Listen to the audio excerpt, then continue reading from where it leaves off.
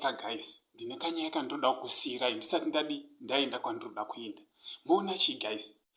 1 hausi mujeri, 2 hausi muhospital, 3 hausi muguva, 4 hauna kubatwa necovid iri kuuraya vanhu, uri mupenyu, uri mutano, zvese zvakarongeka pauri. Chingoitawo saka chinyaya chandoda kusira guys ndechekuti chingoitawo 5 seconds zvadzo, 5 seconds kungoti thank you god neupenyu hwauri kupuhwa nezvese zvauri kuitirwa naMwari. Uri kuitirwa naMwari zvinhu zvakawanda.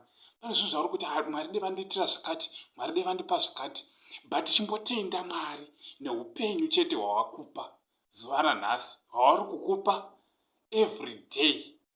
Nezvese uri kunzvengeswa muhondo dzakawandisa. Vamwe vari kufa, vamwe vari kupomerwa mhosva dzisiri dzavo mumajeri, vamwe vari kurwara. Guys, chingotenda 5 seconds ungoti thank you god, mawords 3 iwawa, thank you god chete, kungotenda musiki chete, zvega chete. Ndozvega zvandoda kungokusiyirai guys, kuti une upenyu iwewe, une utano, zvese bho.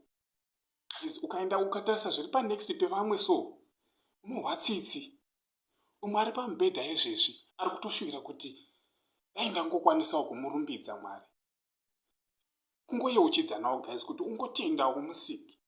Ndochandangouyawo nacho guys, tingoonesana. Thank you guys, mosara bhori. Pane kwandiri kumhanyira iri bho guys.